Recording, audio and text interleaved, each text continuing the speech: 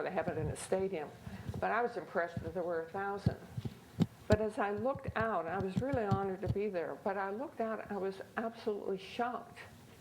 90 to 95% of the animators were men.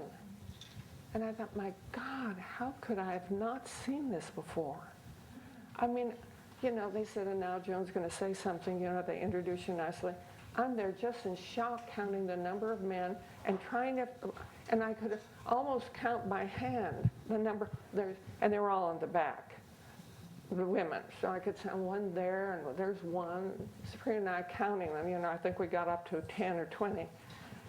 And I, you know, I met with Badil. He's a class act, isn't he?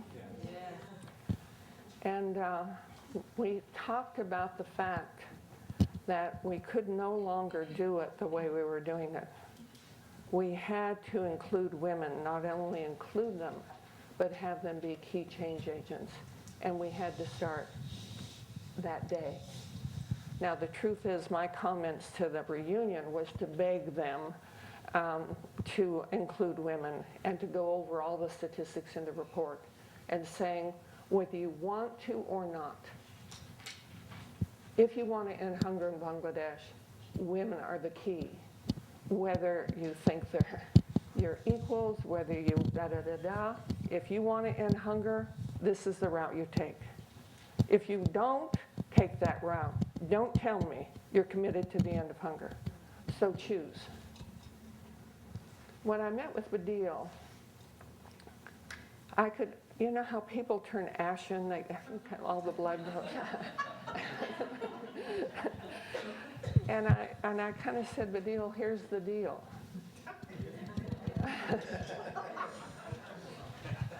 And he is really classy. At one time he said to me, Joan, it's not that we men in Bangladesh believe in patriarchy. We are it. And to have a man be that conscious of the conditioning was extraordinary. I already thought he walked on water, but after this, I was sure of it, you know. I mean, I was just so impressed. And he committed to taking it on. Now, like the rest of us, I think most of us, when you take this issue on, you need to take the transformation on in yourself and in your work. Badil agreed to take it on in himself and in his work. His wife, Tazima, agreed to take it on in herself, was thrilled with the initiative, and in her work. And as many of you know, there's 40% of the animators now, 40% are women. And, you know, I have some appreciation for how hard it is. You say an animators reunion, all the men are ready to go. You say that, and the women have to find childcare. They have to prepare all the meals for their husband when they're away. They have to get permission from their in-laws. I mean, by the time they do all of that, you could have the animators meeting. So you really have to be committed and hold the line. Otherwise, it's too hard. Badil, Tazima, the people in the leadership in Bangladesh are committed. They are holding the line, and we're gaining more and more women as leaders in Bangladesh. Meanwhile, in India, in Bhopal, I had asked to meet with the women who had been elected to local government. You remember it's called panchayats. And I thought it's time, we've been speaking about women. Now it's time to speak with them, right? And to really find from them, what is the deal? I wanted to speak with them personally. So the chair of the council in Madhya Pradesh said, let's meet in Bhopal. I thought that was great. I hadn't been there before. He said, I can get 80 women from the panchayats. And he did, and we walked in the room, and my heart just, it was, at first it just seemed depressing. There were all the men in the front, all the chairs of our work, and then the minister of the state and someone else who was important. They were on the front 2 rows. They had plenty of room. And then scrunched in the back were 80 women. And I looked at them, and I knew when I looked at them that they had no anticipation that this was going to be a meeting that would make any difference in their lives. You know how you glaze over when you know, Chris? So I just tried to start the, obviously I didn't speak their language, trying to start the meeting. And the man kept telling me, you don't need to speak with them at all. I'll tell you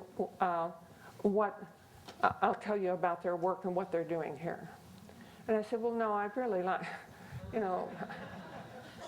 like to try to speak with them. And then someone said, fine, then I'll translate. So I called on a woman, and she said whatever she said. And the man said something. I looked at Supriya. I knew that this was not a translation. And I thought, we are close to an extraordinary failure here because nothing is working. So I called on another woman. The man had the mic to translate. Supriya went to him, took the mic, and recreated what the woman said, and it was a breakthrough. A breakthrough. And I then could understand Supriya, I could understand what the woman said. And I said something, and I looked at the woman, and she knew I got what she communicated, and that was the beginning. Then another woman spoke, and Supriya recreated what she said completely. If the woman who spoke cried, Supriya cried. It was a total recreation. I'm telling you, it was brilliant. I call it Supriya's coming out party. And so then we did that, and little by little then, the women came to the front of the room.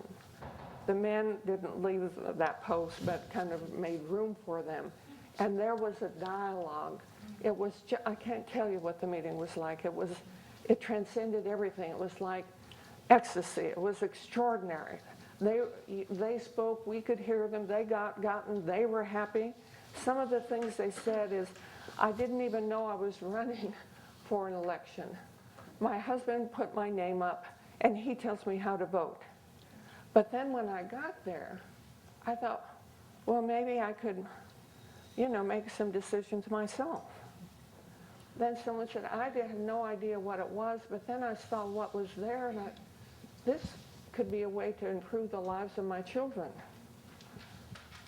And then someone said, what I'd like is to learn how to speak so a government official would actually listen to me, because we need their electricity, their roads, whatever. Then someone said, I just want to deliver on the expectations of my village. They elected me, and I'm telling you that this was, I don't know how many hours this took. It took place in no time. You know those moments.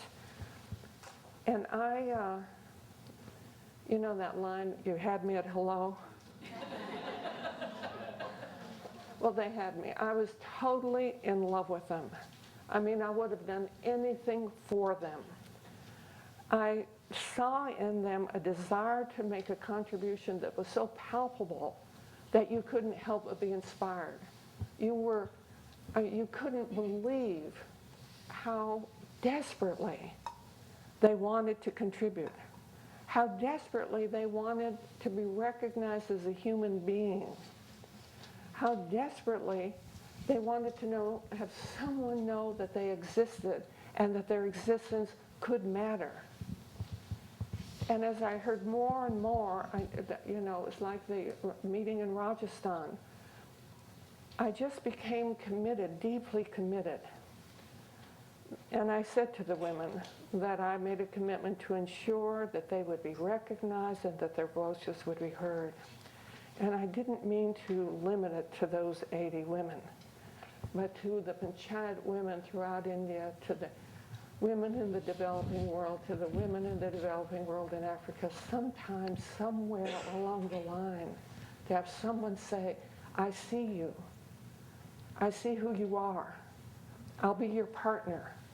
We can do this. you can be recognized and you will make a difference to shape the future. And also in what they said, I saw what they needed in order to succeed. In that moment, I thought, what we need to do, and speaking with Supriya, is develop a women's leadership workshop. And from what they said, you could tell what needed to be in the workshop. And later in the year, a few months later, we flew to Udaipur in order to create the workshop. Meanwhile, in Africa, we actually did launch the African Womb Food Farmer and incorporate it in all of our work, give money to the farmers, have the statue go around the Olympic torch, and introduce an African woman farmer from Burkina Faso who had never been to the capital city of Ouagadougou to the constituency of the Hilton Hotel with 1,100 people. About that same time, we started to understand that there was a crisis of AIDS, so the world community became more clear about it, and we became more clear about the gender component of it. We created a workshop in Uganda. We had representatives from 8 African countries, and we created the HIV/AIDS Gender Inequality Workshop. Still can hear a little bit more? Yeah.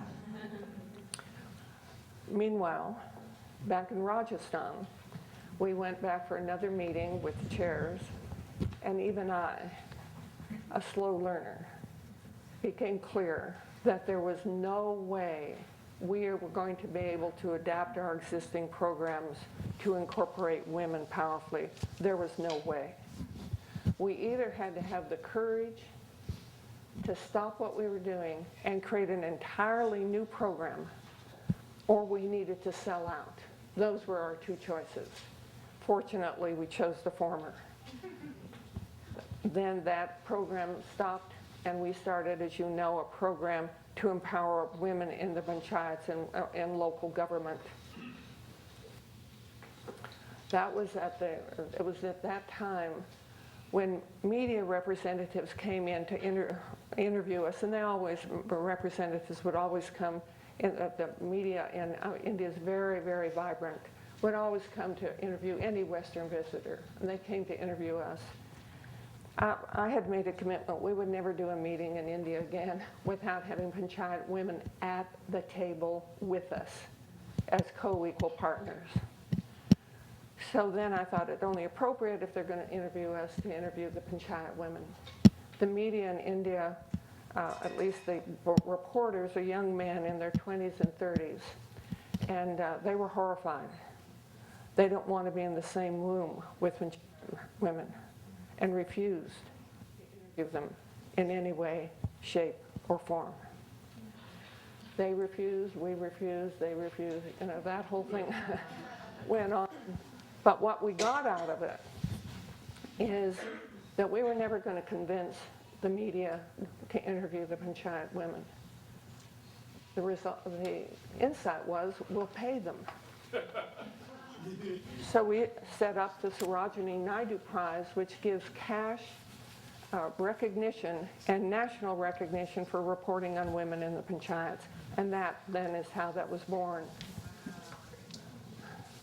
So I think what I'd like to have you get out of it is the strategy happens in the action, not in the office, but in the action. And the people themselves, the media guys, at first, I was a little pissed off about it. But later, I looked at that and I thought, they made a big contribution to us. If they hadn't been so stubborn about it, we would have never thought of the Sarojini Naidu Prize. They would have kind of half-heartedly interviewed the women, and we'd kind of we still wouldn't have the media on our side. We do now.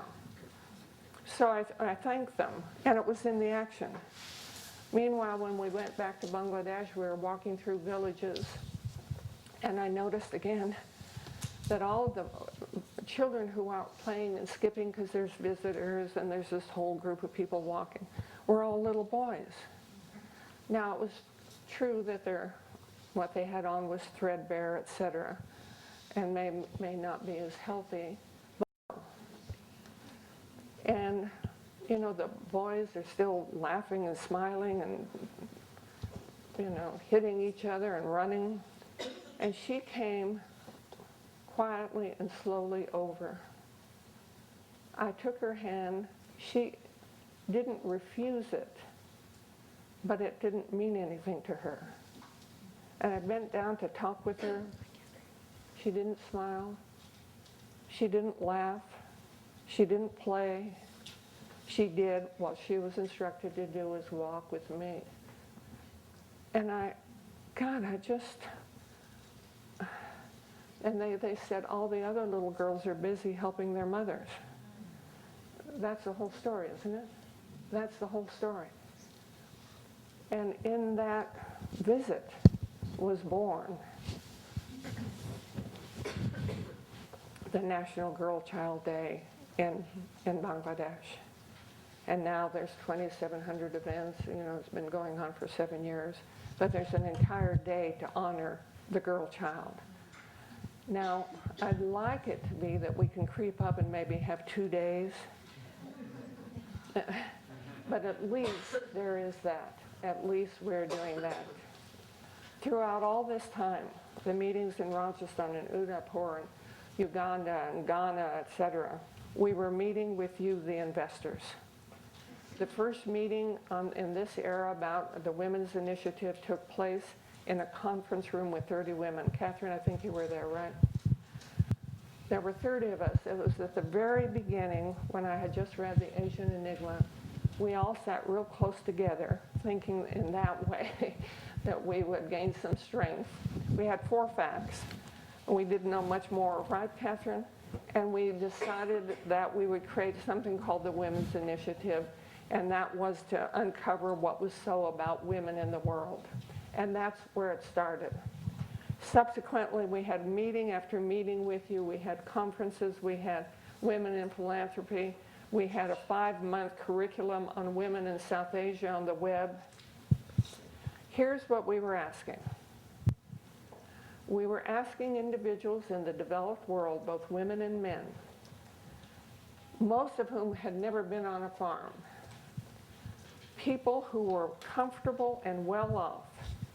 We were asking you, in the face of your own conditioning of patriarchy, and we're all shaped by that, we were asking you to include in your space of respect, love, and recognition, to embrace in your space the most illiterate, malnourished, oppressed people on the planet. We were asking you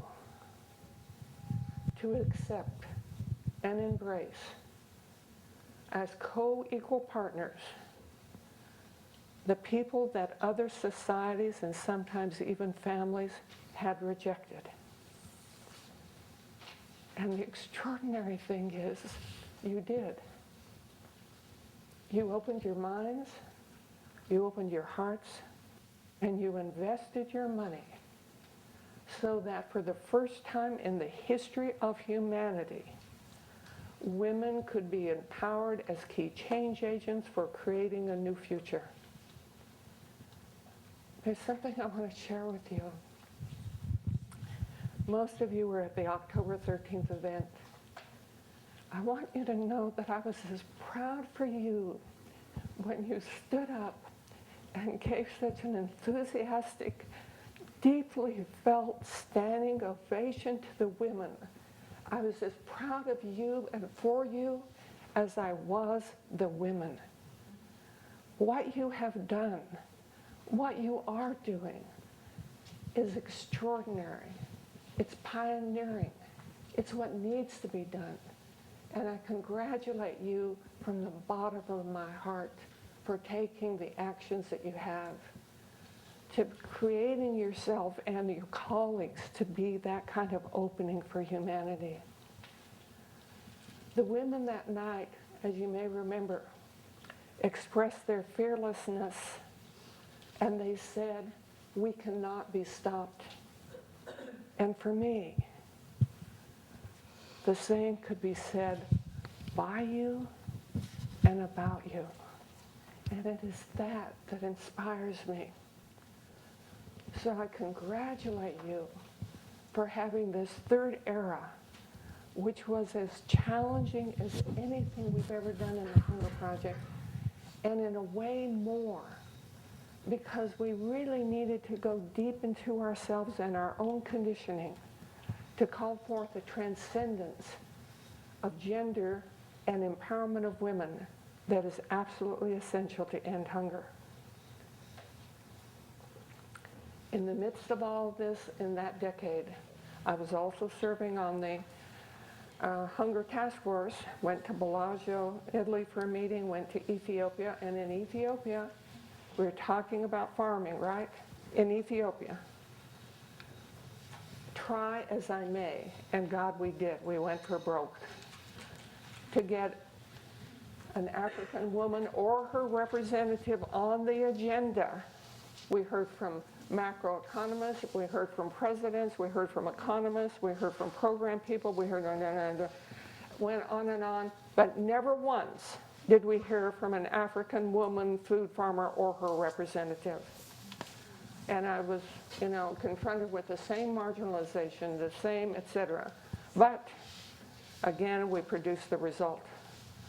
In the final report of the Hunger Task Force, it said the developing world must move beyond rhetoric to put gender equality into practice if the hunger goal and all other goals are to be met.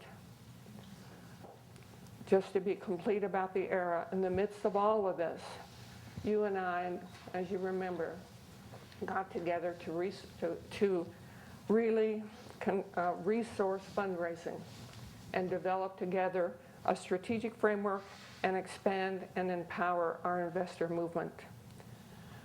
So this is the completion of Era 3, and I want to profoundly, profoundly acknowledge you for creating what I consider to be the most important era yet in the history of the Hunger Project, and the work that you did with yourselves and each other, and your investment, again, has carried the day and moved the Hunger Project forward. You are the pioneers, true pioneers for a new world, and I love you for it. Thank you.